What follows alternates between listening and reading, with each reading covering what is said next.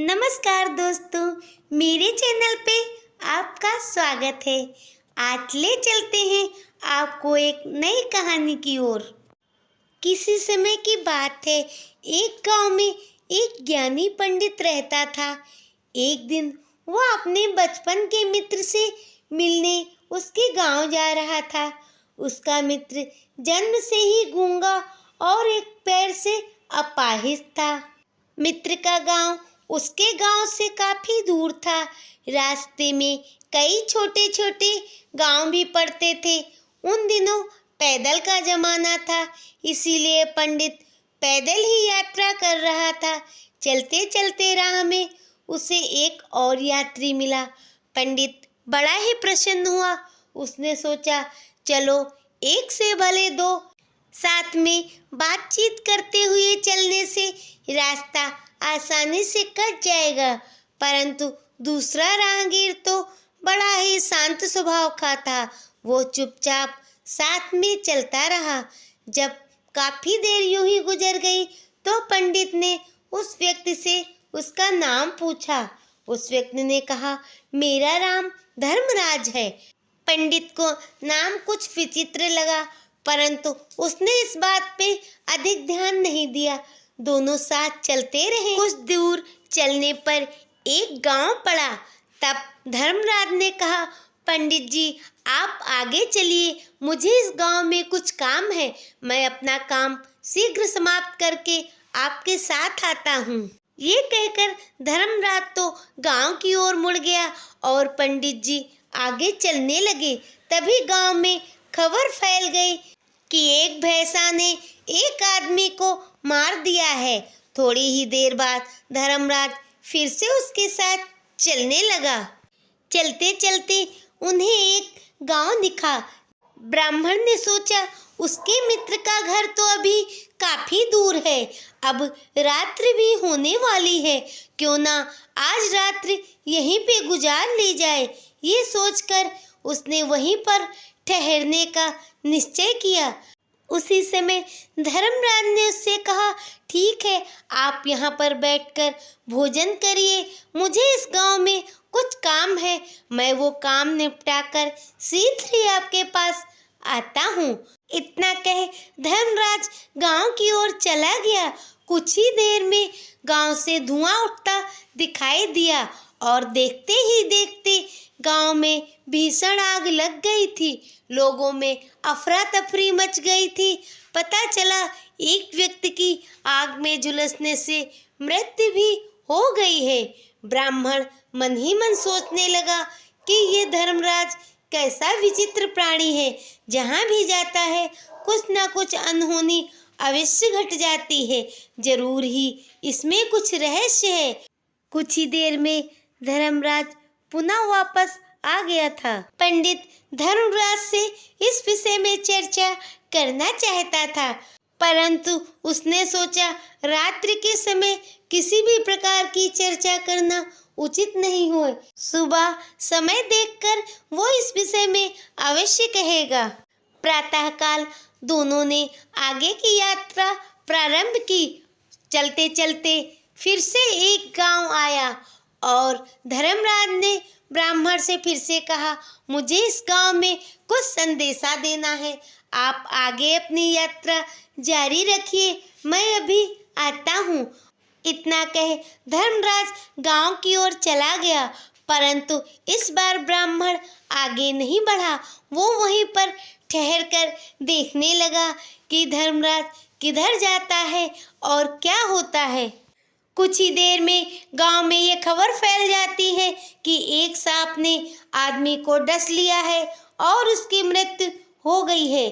थोड़ी देर बाद फिर से धर्मराज उसके पास आ जाता है। अब पंडित को बिल्कुल भी सहन नहीं हुआ है, वहाँ कुछ ना कुछ अनहोनी अवश्य घट जाती है। इसका कारण क्या है और आप कौन हैं, कृपया करके मुझे बताइए। इस बात पे धर्मराज बोला, मुझे तो आप बहुत ही बुद्धिमान व्यक्ति लगे थे और बुद्धिमान व्यक्ति की मैं बड़ी ही कद्र करता हूँ। यही कारण था कि मैंने आपके साथ यात्रा प्रारंभ की। आप जैसे व्यक्ति ऐसा प्रश्न करेंगे, ये मुझे पता न था। तब ब्राह्मण ने कहा, मुझे कुछ कुछ अंदेशा तो है, परंतु मैं आपके मुख से पूरी सत्यता जानना चाहता हूँ। तब फिर ठीक है, सुनो। मैं एक यमदूत हूँ और लोगों का प्राण हरना मेरा काम है। जिस मनुष्य की आयु पूरी हो जाती है, मैं उनके प्राणों का हरण करके उन्हें मृत्यु प्रदान करता हूँ।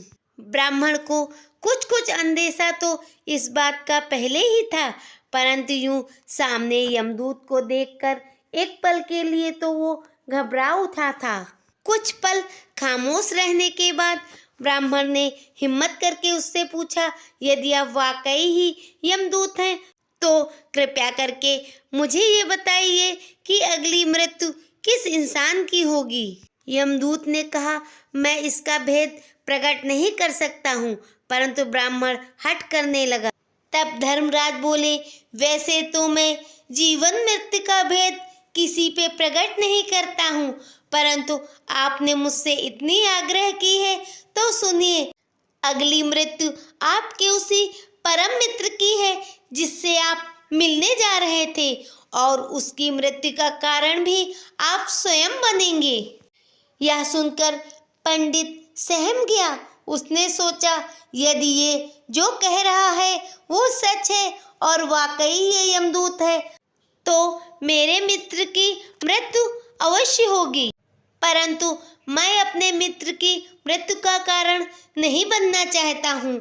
यदि यही भाग्य में लिखा है तो मैं भाग्य के बदलने की कोशिश करूँगा। यदि मैं अपने मित्र से मिलूँगा ही नहीं तो भला उसकी मृत्यु कैसे होगी। इस तरह मेरे परम मित्र की आयु बची रहेगी।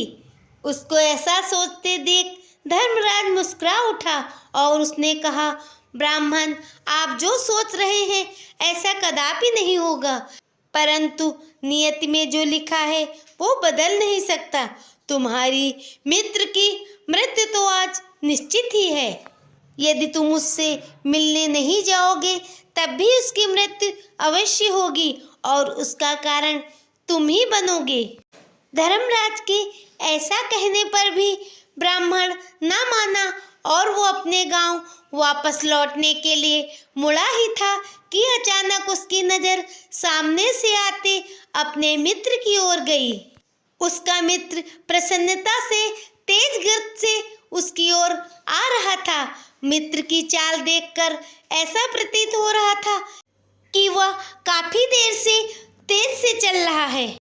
वो तेजी से उसके पास आया और अचानक ही गिर गया।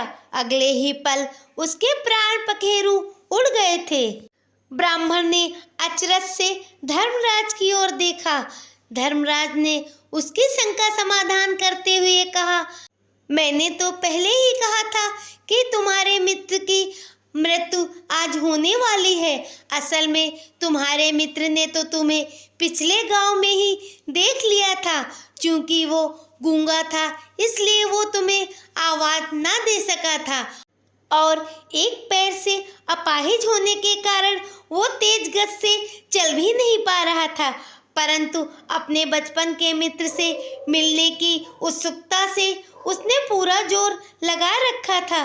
वो बहुत तेजी से चलने की कोशिश कर रहा था, परंतु अब बचपन जैसा सामर्थ्य कहाँ। उसने अपने सामर्थ्य से अधिक जोर लगाया। सामर्थ्य से अधिक बल लगाने के कारण हृदयाघात से उसकी मृत्यु हो गई थी। क्योंकि ब्राह्मण एक ज्ञानी इंसान था, उसे पता था कि मृत्यु पर किसी की विजय नहीं है। हर प्राणी को एक ना एक दिन अवश्य मरना होता है। इसलिए अपने मित्र की मृत्यु को वो सहन कर गया। उसने अपने सामर्थ्य के अनुसार उसका अंतिम संस्कार भी कर दिया। पंडित ने स्वयं पर नियंत्रण रखते हुए धर्मराज से पूछा, जब मृत्यु मेरे मित्र की होने वाली थी तो आप मेरे साथ साथ क्यों चल रहे थे। धर्मराज बोला, मैं तो हर मनुष्य के साथ हमेशा ही रहता हूँ, परंतु मनुष्य मुझे पहचान नहीं पाता है। वो अपनी समस्याओं में ऐसा घिरा रहता है कि उसका ध्यान मेरी तरफ जाता ही नहीं है। परंतु तुम ईश्वर के भक्त और ज्ञानी पुरुष हो, इसीलिए तुमने मुझे पहचान लिया। जब पंडित ये पूर्णतया जान गया कि उसके साथ चलने वाला व्यक्ति धर्मराज ही है, तो उसे अपनी मृत्यु के बारे में जिज्ञासा हुई। उसने धर्मराज से कहा, वैसे तो मुझे ये प्रश्न पूछना चाहिए नहीं था, परंतु मैं जानना चाहता हूँ कि मेरी मृत्यु कब होगी। धर्मराज बोले, वैसे तो किसी भी मनुष्य को अपनी मृत्यु के बारे में जानकर कष्ट ही होता है, कोई कितना ही ज्ञानी क्यों ना हो। परंतु जिस तरह से तुमने अपने मित्र की मृत्यु को सहज स्वीकार कर लिया, तो तुम और मृत्यु के बारे में जानने के लिए अत्यधिक उत्सुक हो, तो मैं तुम्हें बताए देता हूँ। तुम्हारी मृत्यु आज से 6 माह बाद आज ही के दिन एक दूसरे राज्य में फांसी लगने से होगी। और सबसे मजेदार बात ये होगी कि तुम अपनी मृत्यु को सहर्ष स्वीकार करोगे और खुद ही खुशी खुशी फांसी पर लटकोगे।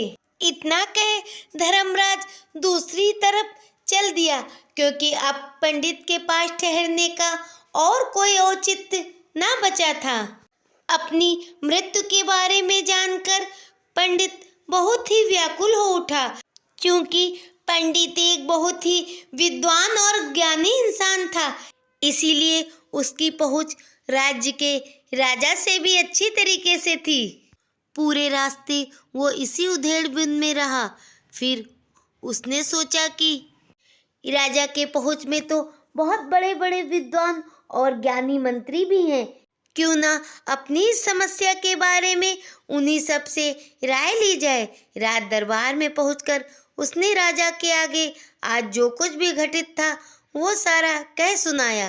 राजा ने तुरंत ही अपने राज्य के बड़े बड़े विद्वानों और ज्ञानियों को बुलवा भेजा।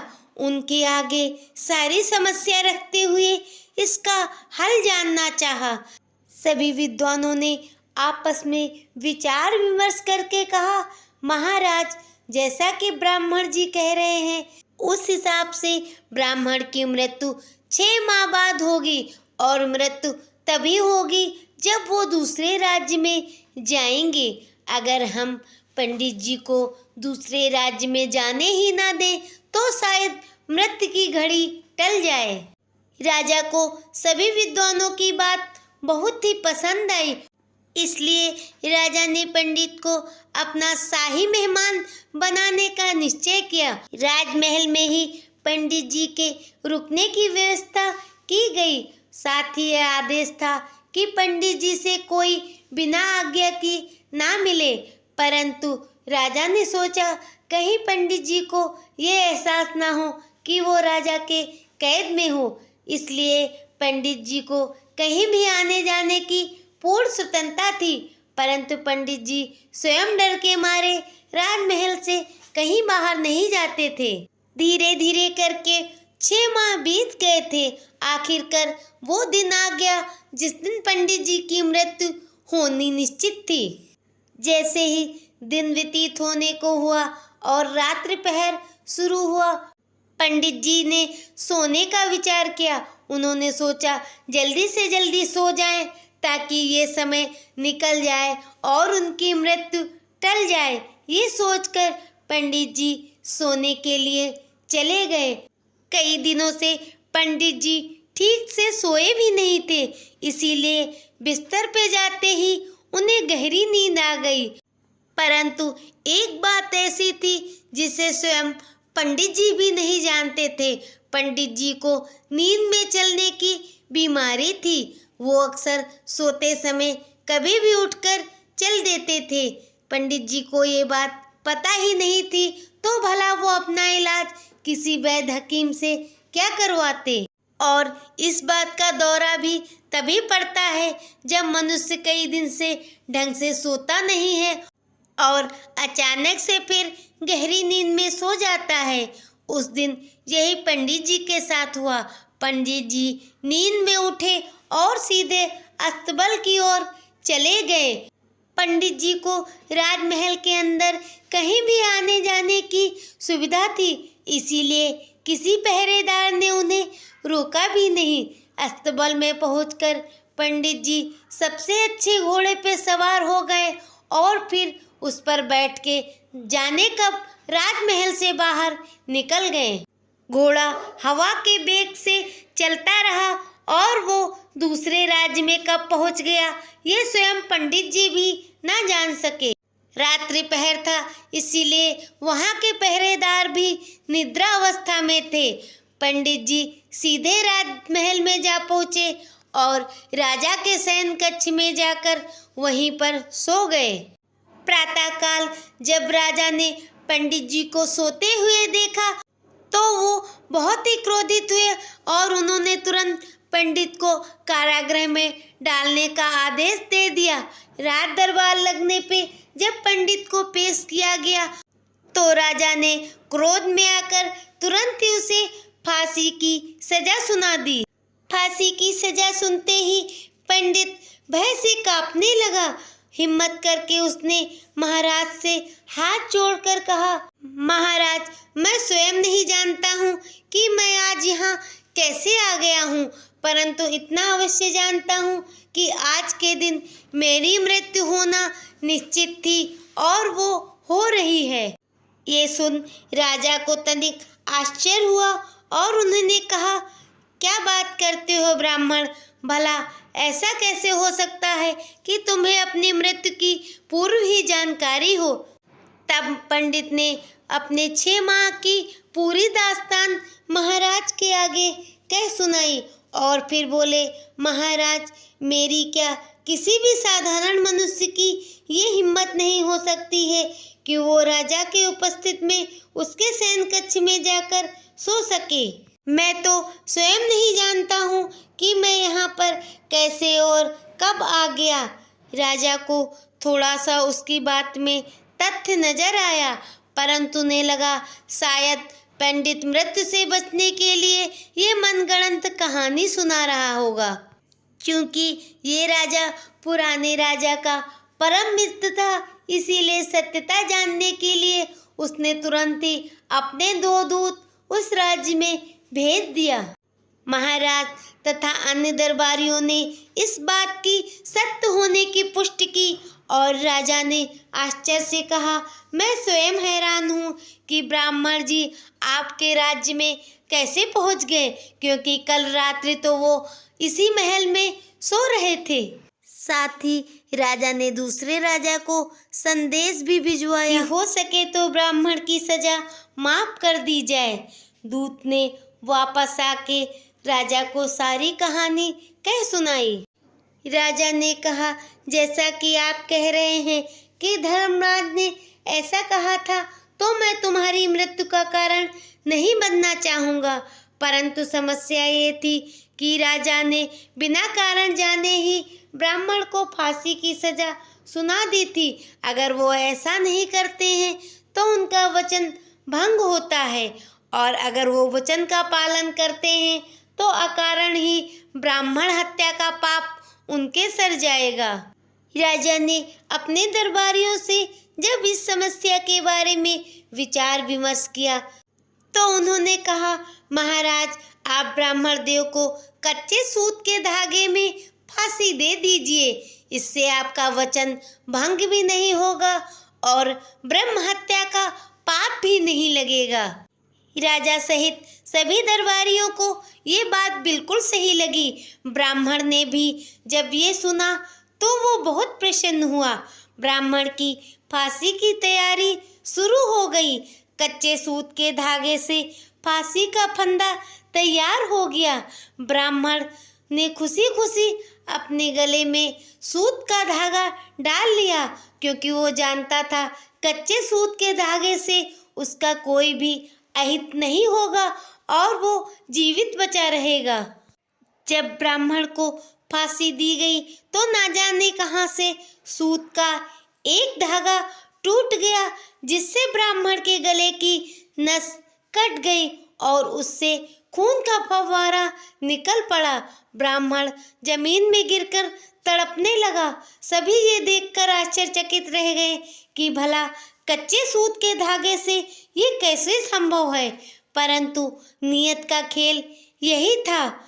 कुछ ही देर में तड़प तड़प कर ब्राह्मण की मृत्यु हो गई। सभी ये आश्चर्य से देखते रह गए। इस तरह मित्रों, भाग्य में हमारे जो कुछ होता है वो होकर रहता है। हम चाहे जितना ही प्रयत्न करें पर नियति के खेल को बदल नहीं सकते हैं। मृत्यु अटल सत्य है। जिस मनुष्य की मृत्यु जिन हालातों में लिखी होती है, हम चाह कर भी उसे बदल नहीं सकते हैं और उसकी मृत्यु उन्हीं हालातों में होती है।